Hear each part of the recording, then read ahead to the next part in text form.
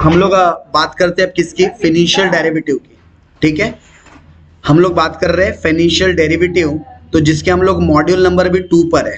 ठीक है, module number 2 चल रहा है। फ्यूचर ट्रेडिंग के ऊपर हम लोगों ने डिस्कशन कर लिया था, हाँ या ना? हाँ। अच्छा, उसके अलावा आप लोगों को स्पेसिफिकेशन के फ्यूचर कॉन्ट्रैक्ट्स के अंदर कॉन्ट्रैक्ट साइज क्या होता है, प्लेस ऑफ डिलीवरी का मतलब क्या है, डिलीवरी का ड्यूरेशंस क्या होता है, प्राइस मूवमेंट्स लिमिट्स क्या होते हैं, इन सारी चीजों के ऊपर डिस्कशन करवाया गया था।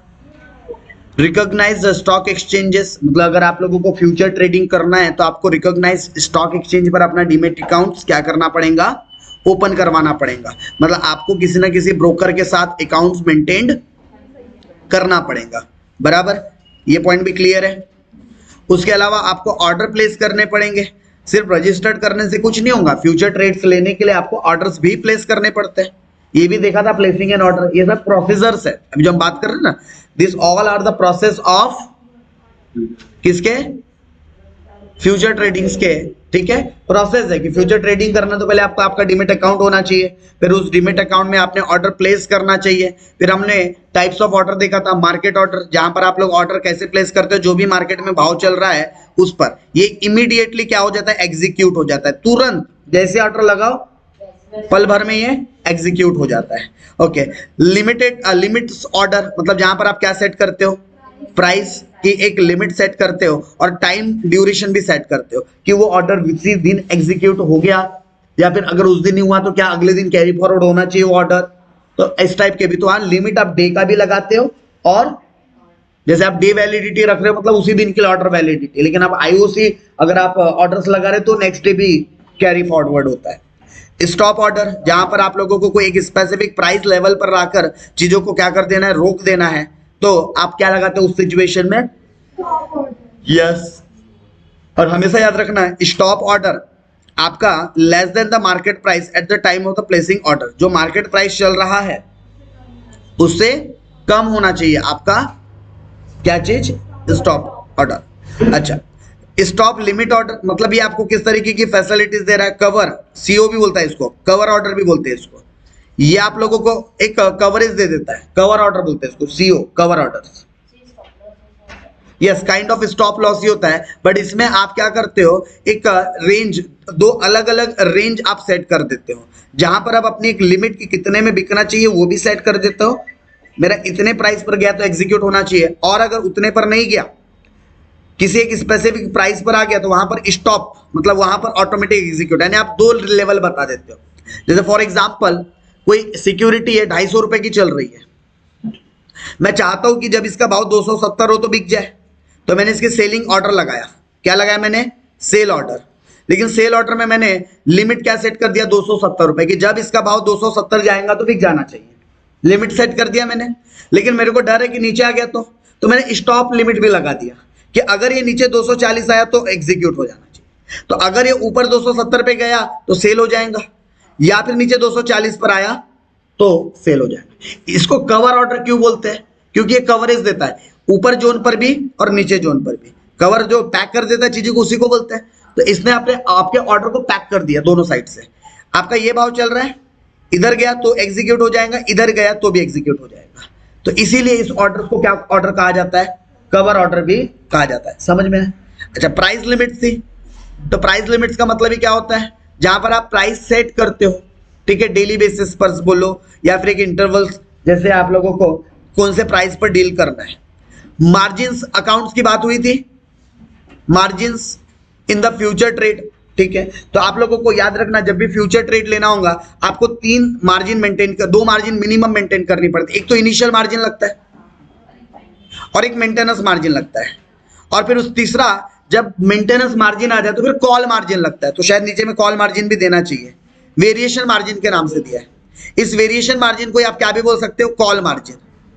अब क्या होता है समझना, तीनों मार्जिन एक एक करके। सबसे पहले हमने बात कौन सी मार्जिन की किया, इनिशियल मार्जिन और द परफॉर्मेंस मार्जिन। ये ऐसा मार्जिन है जो आपको ट्रेड या फिर फ्यूचर कॉन्ट्रैक्ट करते समय ही रखना पड़ेगा। तो initial margin is the margin where both buyer and seller need to deposit the amount of the time of execution offer. आपको कुछ अमाउंट इनिशियली क्या करनी पड़ती है, डिपॉजिट करनी पड़ती है। इनिशियली आपको कुछ अमाउंट क्या करनी पड़ती है, डिपॉजिट करनी पड़ती है। वो कितना हो सकता है, वो 5% से लेकर 25% हो सकता है of the total contract size. Total contract size का अब अलग अलग कॉन्ट्रैक्ट में अलग अलग मार्जिन मेंटेन करने पड़ते हैं। कहीं 10% मार्जिन मेंटेन करना पड़ता है, कहीं 15% करना पड़ता है, कहीं 8% करना पड़ता है, कहीं 12% करना पड़ सकता है। तो इसकी एक रेंज है 5% से लेकर 25% तक के आपको क्या करना पड़ता है, मार्जिन मेंटेन करना पड़ता है। हर एक डिफरेंट जो कॉन्ट्रैक्ट्स है उनकी डिफरेंट क्या होती है, मार्जिन होती है, depending upon the risk associated, कि उसके अंदर कितना रिस्क एसोसिएट है उसके हिसाब से उसकी मार्जिन क्या होती है, अलग अलग होती है। रियल लाइफ में कितनी मार्जिन होती है ये आपको आपका ब्रोकर बता देता है। ट्रेड लगाते समय आपको पता होता है कि आपको कितना मार्जिन मेंटेन करना है। तो ये क्या हो गया आपका इनिशियल मार्जिन। क्लियर है? Okay, what is maintenance margin? तो ये भी क्या होता है, मेंटेनेंस मार्जिन आपको मेंटेन करना पड़ता है। किसको मेंटेन करना पड़ता है? स्पेशली सेलर्स को मेंटेनेंस मार्जिन मेंटेन करना पड़ता है। This is balance in the margin account of the buyers as well as that of the sellers. यानी कि दोनों भी। क्यों ये मेंटेनेंस मार्जिन मेंटेन करते हैं? ताकि उनका बैलेंस एक लिमिट से अगर नीचे आ जाए जो होना चाहिए तो उनको नेक्स्ट कॉल मार्जिन के लिए कॉल चली जाता है कि भैया और एडिशनल डिपॉजिट कर लो। ठीक है, आपको अगर मेरा एक एग्जांपल याद होगा, गाड़ी बाइक वाला, ऑन वाला पेट्रोल और रिजर्व वाला पेट्रोल, तो बस सेम कनेक्टेड है ये पूरे के पूरे मार्जिन के कॉन्सेप्ट। ओके, और उसके बाद मेंटेनेंस मार्जिन जब भी डिक्लाइन होता है तो याद रखना आपको तुरंत इमीडिएटली क्या आ जाता है, कॉल आ जाता है for maintaining this maintenance margin, कि भैया आपका मेंटेनेंस मार्जिन कम हो रहा है, अब तुरंत क्या कर लो, डिपॉजिट कर दो। ओके, वेरिएशन मार्जिन मतलब क्या होता है, जब भी आपके ये जो मार्जिन अकाउंट है अगर उसको मेंटेन करने के लिए एडिशनल फंड की जरूरत पड़ रही है तो उसी को वेरिएशन मार्जिन बोलते हैं, या उसी को हम लोग कॉल मार्जिन भी बोल सकते हैं। क्या बोल सकते हैं? उसी को हम लोग कॉल मार्जिन भी बोल सकते हैं। यानी कि आपको ये देखो लिखा margin call by the exchange, और ये मार्जिन मंगवाता कौन है? तो एक्सचेंज जो रहता है आपका ब्रोकर, वो कॉल करता है कि आपका मेंटेनेंस मार्जिन के पास आ गया है, आपको इतना और डिपॉजिट करना पड़ेगा, अदरवाइज आपका ट्रेड कुछ देर बाद ऑटोमेटिक एग्जीक्यूट हो जाएगा। तो आपको तुरंत नोटिफिकेशन आ जाता है कॉल मार्जिन के नाम से। उसी को हम लोग टेक्निकली कौन सा मार्जिन भी बोलते हैं? Variation margin. ये एक एडिशनल मनी होता है जो आपको कहाँ डिपॉजिट करना पड़ता है? अपने मेंटेनेंस यानी मार्जिन अकाउंट के अंदर डिपॉजिट करना पड़ता है। एक आपको स्टेपुलेटेड टाइम फ्रेम दिया जाता है, उस टाइम फ्रेम के अंदर डिपॉजिट करना पड़ता है। The contract is cancelled by the exchange, the loss if any is recovered. और ये जो मेंटेनेंस मार्जिन अगर कभी कभी लॉस हो गया तो हम लोग ये मेंटेनेंस मार्जिन या जो मार्जिन अकाउंट है वहां से हम लोग बाकी के पैसे क्या करते हैं? रिकवर्ड कर लेते हैं, जो भी डिफॉल्टिंग पार्टीज रहती है उससे, राइट।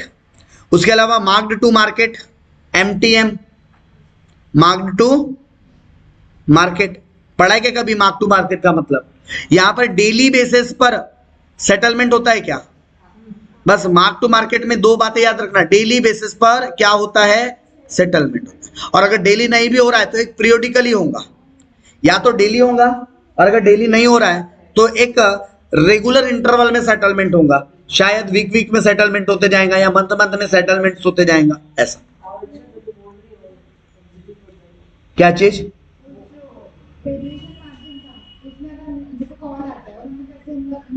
हाँ, तो इमीडिएटली जैसे आपका मेंटेनेंस मार्जिन का वो रेड जोन टच हुआ, सेल या फिर बाई, खुद ही वो ऑर्डर क्या होता है अपने आप कट जाता है। ठीक है, मतलब वो लेकिन लो इस कॉन्सेप्ट को समझ लो। आपने कॉन्ट्रैक्ट लिया, हाँ वही मैं समझा रहा हूँ इस एग्जांपल से। जैसे आपने कॉन्ट्रैक्ट लिया है, कोई मतलब कमोडिटी का समझ लो, कॉन्ट्रैक्ट साइज है आपका 100 कॉन्ट्रैक्ट्स लिया आपने, और पर कॉन्ट्रैक्ट का रेट है एक एग्जांपल के लिए 5,000 रुपए, मतलब टोटल कितने का हो जाता है ये? 5 लाख। आपको इनिशियल मार्जिन की रिक्वायरमेंट है 10%। इनिशियल मार्जिन कितना रखना पड़ता है आपको? तो इनिशियल मार्जिन मतलब कि 5 लाख का 10%, ये इनिशियल मार्जिन है, मतलब कितना? 50,000। इतना तो आपको रखना ही पड़ेगा इनिशियली, इतना आपको अपने मार्जिन अकाउंट में डिपॉजिट करना पड़ेगा। लेकिन अब आपने ऑर्डर लिया, इसका मतलब 10% आपकी रिस्क है और 90% किसकी रिस्क है? आपके ब्रोकर की, क्योंकि आप तो कॉन्ट्रैक्ट कितने का ले रहे हो? 50,000 का ना। और आपने अभी फिलहाल इनिशियली डिपॉजिट कितना किया है?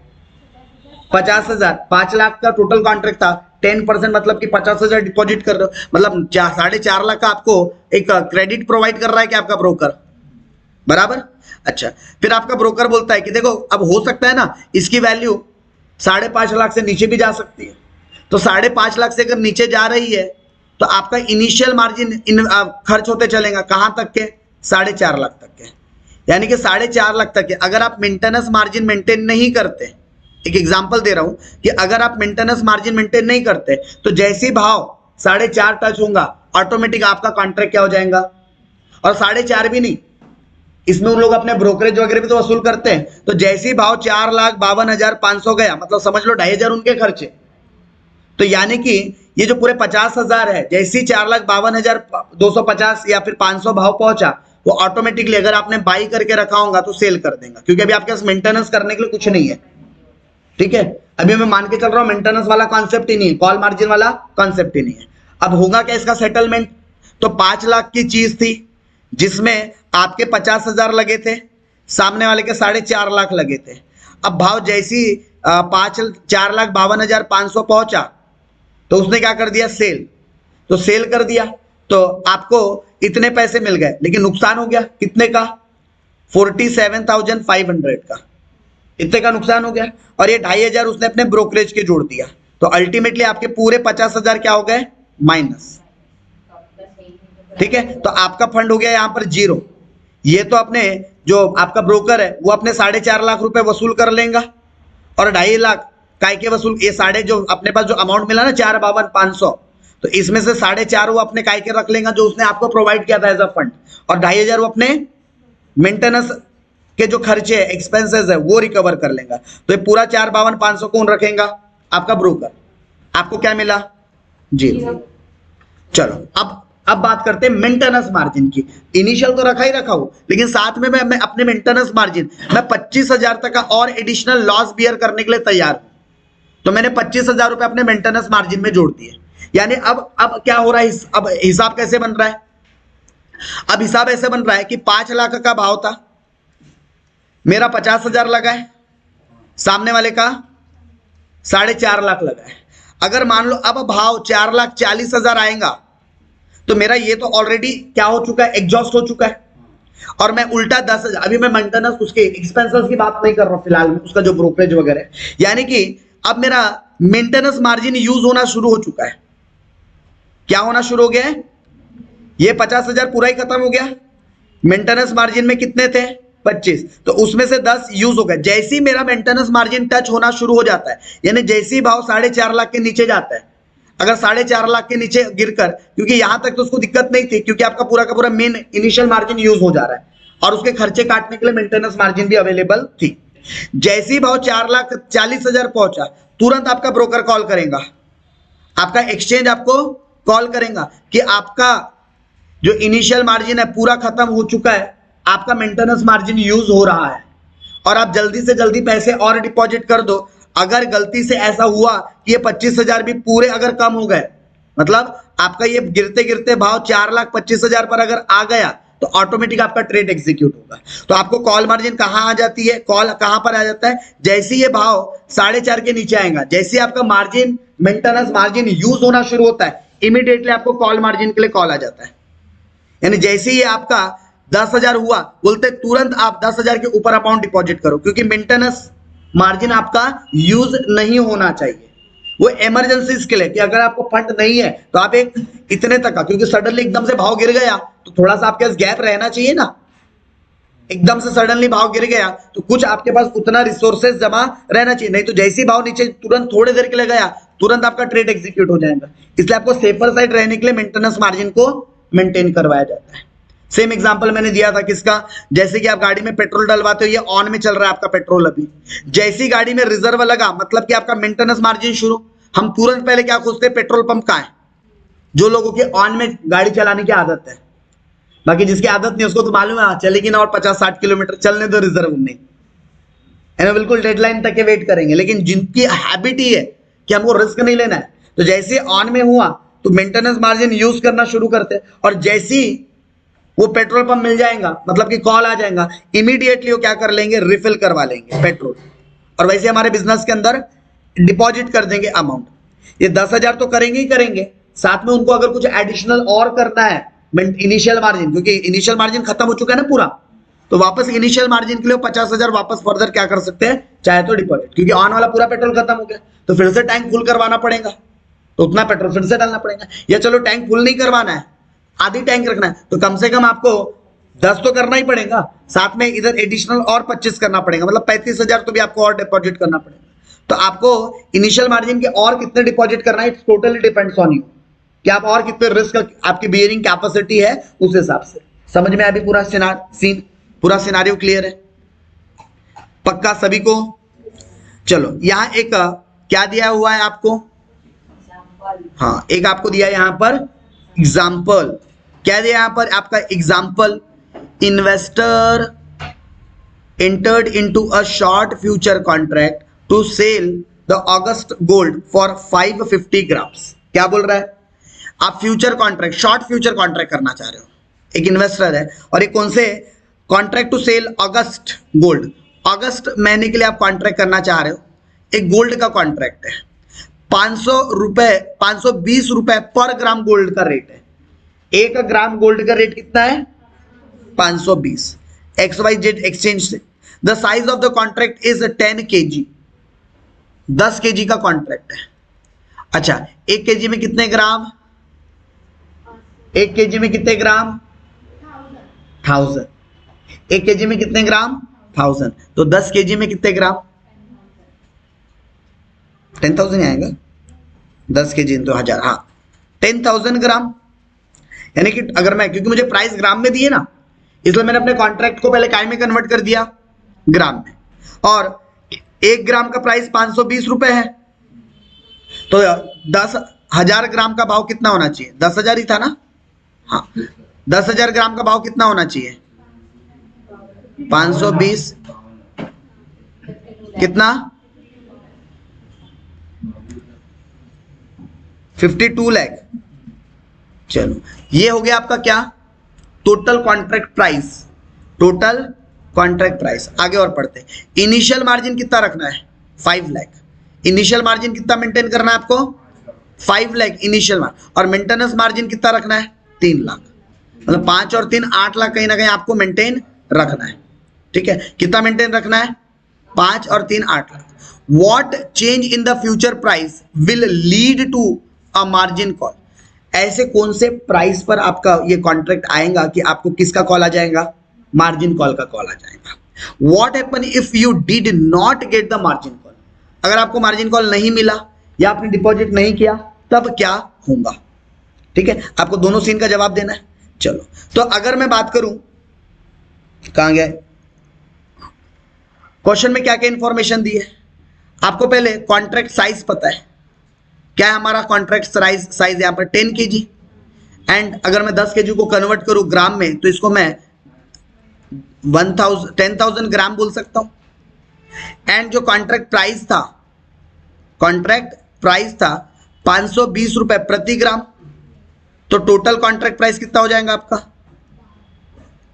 टोटल कॉन्ट्रैक्ट प्राइस कितना हो जाएगा, 10,000 ग्राम इंटू 520 रुपए पर ग्राम, ये रेट है, तो कितना हो जाएगा, 52 लाख। कितना हो जाएगा, 52। अच्छा आपको इनिशियली कितना डिपॉजिट करना पड़ता है, इनिशियल डिपॉजिट कितना है, यानी आपको इनिशियल डिपॉजिट के तौर पे 5 लाख तो रखनी पड़ते हैं, और आप मेंटेनेंस मार्जिन के तौर पे कितना रखते हो, मेंटेनेंस मार्जिन के तौर पे कितना रखते हो, ठीक है। यानी कि जैसे आपका भाव 52 लाख है, ठीक है, जैसे भाव गिरते गिरते गिरते, सपोज करो पहले कहां से लिमिट एग्जॉस्ट होनी शुरू होंगी आपकी, मार्जिन, और इनिशियल मार्जिन मतलब इतना तो आपको एनी टाइम मेंटेन करना ही करना है। इनिशियल अगर आपको अपने पास इतना रखना ही रखना है, एक एग्जांपल, इतना आपको अपने पास एनी टाइम रखना ही रखना है। तो अगर मान लो इसका भाव 51 लाख हो गया एक एग्जाम्पल के लिए, तो आपका यहां से 1 लाख कम होएगा, कोई बात नहीं, यहां से 1 लाख कम हुआ तो यहां से 1 लाख यहां आ जाएगा, तो रिक्वायरमेंट फुलफिल हो गई।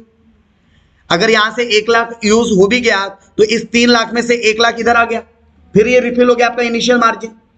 फिर मान लो इसका भाव गिरते गिरते 50 लाख हो गया, तो फिर और यहां से 1 लाख कम हुआ होगा, फिर वो यहां और इधर ट्रांसफर कर देगा मेंटेनेंस से इनिशियल मार्जिन में, 2 लाख कम हो गए, यानी यहां से अभी तक के कितने कम हो गए, 2 लाख, ठीक है। अच्छा, फिर उसके बाद मान लो और कम हो गया, ठीक है, और कम हो गया, जैसे ये भाव और 1 लाख कम हो जाएगा तो ये कितने पर आ जाएगा, 49 लाख पर।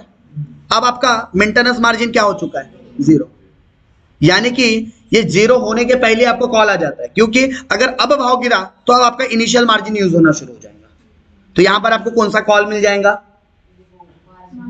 मार्जिन कॉल आ जाएगा आपको कि भैया डिपॉजिट करो, खत्म तुम्हारा जो मेंटेनेंस करने वाला बैलेंस था वो क्या हो गया, खत्म, तुरंत टॉपअप करवाओ इसमें, नहीं तो आपका ये भी यूज होना शुरू हो जाएगा, और ये अगर गलती से खत्म हो गया तो समझ लो क्या हो गया, आपका ट्रेड एग्जीक्यूट हो गया। तो अगर आपको मार्जिन कॉल नहीं मिलता और भाव अगर आगे नीचे कंटिन्यूअसली गिरते जाते हैं तो अब आपका इनिशियल इन्वेस्टमेंट या जो इनिशियल मार्जिन है वो भी खत्म होते आएगा, क्या वो भी क्या होते आ जाएगा, खत्म होते हुए आ जाएगा, ठीक है। तो एक मार्जिन का ये कॉन्सेप्ट है। आपको सवाल में पूछा था कि कितना प्राइस हम लोगों ने मतलब कि पहुंचेगा कि हम लोगों ने क्या कर देना चाहिए, मार्जिन कॉल मंगवा लेना चाहिए। तो बोलता है अब क्योंकि हमने ऑर्डर यहां पर सेल किया है, हमने बाई नहीं किया, ऑर्डर क्या किया है, सेल। अच्छा, बाई में क्या होगा, जब नीचे जाएगा तो नुकसान में जाएंगे और ऊपर जाएंगे तो फायदा होगा, लेकिन सेल में उल्टा होता है क्या, अगर मैंने 52 लाख में सेल करके रखा है तो जैसे जैसे भाव ऊपर जाएगा मैं नुकसान में जाते जाऊंगा। सेल में यही होता है ना, सेल में फायदा कब होता है आपको, जब भाव नीचे जाएगा तब प्रॉफिट में रहते हो, और जब भाव ऊपर जाएगा तो लॉस में रहोगे। और बाय में क्या होता है, आप बाय अगर 52 लाख में कर रहे हो तो जब भाव ऊपर जाएगा तब आप प्रॉफिट में रहोगे, और जब भाव नीचे आएगा तब लॉस में रहोगे। बाय वाले केस में ये होता है और सेल वाले केस में ऐसा ही होता है। ये बात समझ में आई। तो यहां पर हमने ऑर्डर क्या कर रखा है, सेल, कॉन्ट्रैक्ट टू सेल है हमारा, नॉट बाई, ये चीज याद रखना, कॉन्ट्रैक्ट टू सेल है। तो अगर मैं बात करूं मेरे पास total there will be a margin call, कब आएगा, जब मेरा 5 लाख में से मेरा मेंटेनेंस खत्म हो जाएगा, मतलब कि वो 3 लाख का अगर मैं इनिशियल वहां से हटा दूं तो मेरे पास जैसी लॉस में 2 लाख के आसपास पहुंचूंगा तो मुझे तुरंत क्या आ जाएगा, कॉल आ जाएगा, क्योंकि मुझे जो मेंटेनेंस मार्जिन है वो मेंटेन करके रखना है। और जैसे ही मैंने मेंटेनेंस मार्जिन, जैसे मैंने जो सिस्टम में भी आपको बताया था, इनिशियल मार्जिन मेंटेनेंस मार्जिन से पैसा आते जा रहा है यहां पर, ठीक है। और मेंटेनेंस मार्जिन का मतलब क्या होता है, आपको ऑलवेज इतना अपने बैलेंस में मेंटेन करके रखना ही रखना है। 5 लाख से अगर मान लो वैल्यू गिरते हुए कम भी हो रही है, अभी मैं यहां से क्या करते जा रहा था, इधर ट्रांसफर करते जा रहा था मेंटेन से इनिशियल मार्जिन में, अगर ट्रांसफर नहीं करूं, 52 लाख का कॉन्ट्रैक्ट है और ये हमारा कॉन्ट्रैक्ट टू क्या है, कॉन्ट्रैक्ट टू सेल है, 52 लाख का कॉन्ट्रैक्ट था। अच्छा, जैसी भाव 53 लाख होगा, जैसी भाव 53 लाख होगा क्या होगा, मेरा ये मेंटेनेंस मार्जिन 3 लाख मेंटेन करना है। चलो यहां से 1 लाख कम हो गया, यहां से क्या हो गया, 1 लाख कम, अब इसकी वैल्यू कितनी बच गई, 4 लाख, ठीक है, चलेगा, क्योंकि अभी भी मेरे पास मार्जिन अवेलेबल है, क्योंकि अभी भी मैं मेंटेनेंस मार्जिन तक नहीं पहुंचा, मेरा पेट्रोल अभी भी ऑन में चल रहा है, ठीक है, मेरा पेट्रोल, मेरी गाड़ी अभी भी कैसे चल रही है, ऑन में चल रही है। अच्छा, जैसी भाव और बढ़ गया, 54 लाख हो गया, तो मेरा अब यहां और 1 लाख का नुकसान, यहां 1 लाख का और नुकसान। अब मेरा ये ऑन वाला पेट्रोल बिल्कुल रिजर्व वाले पेट्रोल के बराबर आ गया क्या, मतलब कि मेरा इनिशियल मार्जिन किसके बराबर आ गया, मेंटेनेंस मार्जिन के। तुरंत अब मुझे कॉल आ जाएगा, मुझे तुरंत कॉल आ जाएगा कि भैया पेट्रोल डाल लो, क्यों, क्योंकि आप अपने मेंटेनेंस बिल्कुल रिजर्व पे जाने वाले हो, रिजर्व लग गया है आपका, क्या करो, पेट्रोल इसमें रिफिल करवा लो, ताकि आपका जो रिजर्व वाला पेट्रोल यूज ना हो, ठीक है। तो आपको कॉल मार्जिन काम आएगा, जैसी प्राइस 54 लाख टच करेगा आपको क्या आ जाएगा, कॉल आ जाएगा, किसके लिए, मार्जिन के लिए। अच्छा, टोटल कॉन्ट्रैक्ट का क्या है, 54 लाख प्राइस है, अगर मैं 1 ग्राम प्राइस की बात करूं तो डिवाइड कर देता हूं, मेरा टोटल कॉन्ट्रैक्ट कितने का था, 10,000 का था, 1 2 3 4 2 3 4, मतलब कि 540 रुपए प्रति ग्राम अगर प्राइस आता है, 520 से बढ़कर अगर ये 540 हो जाता है तो मुझे तुरंत इस प्राइस पर क्या आ जाएगा, कॉल मार्जिन आ जाएगा, मतलब मार्जिन और ऐड करना उसके लिए कॉल आ जाएगा। और अगर ये कॉल नहीं आएगा तो क्या होगा, मेरा ये बैलेंस भी यूज होना शुरू हो जाएगा, मेरा मेंटेनेंस मार्जिन भी क्या हो जाएगा, यूज होना शुरू हो जाएगा, और एक लिमिट के बाद मेरा ट्रेड ऑटोमेटिकली क्या हो जाएगा, एग्जीक्यूट हो जाएगा। राइट, आप यहां पर आंसर पढ़ सकते हो, there will be a margin call when 5 lakh minus 3 lakh, मतलब आप 200 तक का लॉस बियर कर सकते हो, फिर भी आपका मेंटेन मार्जिन मेंटेन रहेगा। Margin account, this will occur when the price, ये कब होगा, जब आपका प्राइस 540 रुपए प्रति ग्राम हो जाएगा, तब आपको क्या आएगा, मार्जिन कॉल। और अगर if the margin call is not met the broker close out the position, अगर मार्जिन कॉल नहीं मिला आपको तो ब्रोकर आपके ट्रेड को क्या कर देगा, एग्जीक्यूट कर देगा, खत्म कर देगा आपके ट्रेड को। समझा, पक्का। एग्जांपल नंबर 3 कौन ट्राई करेगा, कौन ट्राई करेगा, आप लोग। डन, इसको एक बार आप लोग ट्राई करना। यहां पर आपको बताना है कि आपको कितना प्रॉफिट हुआ, लॉस हुआ। जैसे इस एग्जांपल में हमारा 2 लाख का लॉस था, तो जस्ट आप ये वाला एग्जांपल एक बार ट्राई करना, ठीक है। अब उसके बाद आपके पास कुछ बेसिस, मतलब कि आप फ्यूचर कॉन्ट्रैक्ट करने के लिए कौन कौन से बेसिस का यूज करते हो। तो सबसे पहला और इंपॉर्टेंट बेस होता है हमारे पास स्पॉट प्राइस, हमेशा याद रखना। कौन सा प्राइस, स्पॉट प्राइस, ठीक है। हमारा मेन जो बेस होता है वो क्या होता है, स्पॉट प्राइस। तो हम स्पॉट प्राइस के बेसिस पर डिटरमाइन करते हैं कि हमारा फॉरवर्ड या फ्यूचर कॉन्ट्रैक्ट कैसे होना चाहिए। तो हमारा सबसे इंपॉर्टेंट एलिमेंट होता है स्पॉट प्राइस, ठीक है। उसके अलावा टाइम ड्यूरेशन, स्पॉट प्राइस के अलावा दूसरा हमारा क्या होना चाहिए, time duration. Second important element ये भी है ना, जितना फार कॉन्ट्रैक्ट लोगे उतना महंगा मिलेगा, जितना नियर कॉन्ट्रैक्ट लोगे उतना सस्ता मिलेगा। तो दूसरा आपको क्या लिखना है, टाइम।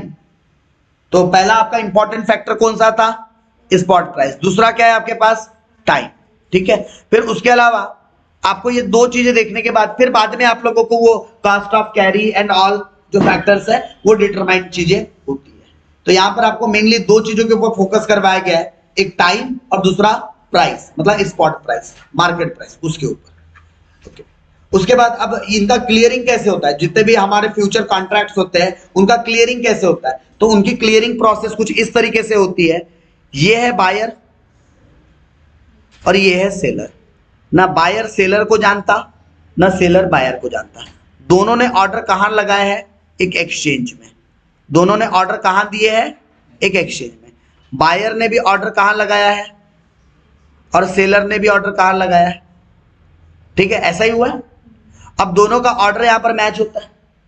फिर जो भी मैच्योरिटी पीरियड आता है, तो ये मैच्योरिटी के समय पर या फिर जब भी इनको एग्जीक्यूट करना हो, इनका ये एक्सचेंज पूरा ये जो सेटलमेंट के लिए सेटलमेंट टीम के पास भेज देता है इनका पूरा ऑर्डर्स वगैरह, ठीक है। तो अब ये सेटलमेंट देखती है कि किससे पैसे लेना और किससे कितने को देना है। तो ये सेटलमेंट तीनों काम करेंगे। जो सेटलमेंट वाली कंपनीज होती है, सेलर से अगर प्रॉफिट में सेलर, तो सेलर को देना पड़ेगा, और वहां से किसको भी देना पड़ेगा, एक्सचेंज को भी देना पड़ेगा, एक्सपेंसेस वगैरह।